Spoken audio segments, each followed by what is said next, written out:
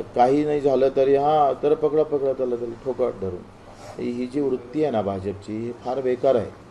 म्हणजे प्रभू रामचंद्राचे पाईक आपण म्हणताय, छत्रपती शिवाजी महाराजांचा आपण भक्त असे म्हणतात, आणि एवढे वाईट कसं वागतं हेच समजत नाही मला. एवढे वाईट वागत असतं.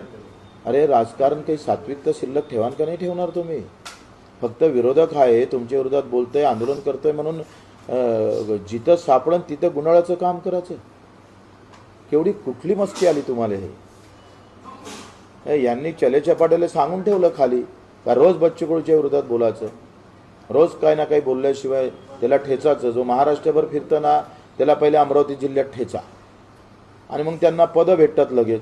बच्चू कडूवर बोललंय का मग त्यांना पद भेटतंय व्यवस्थित. असंच प्रकार आहे.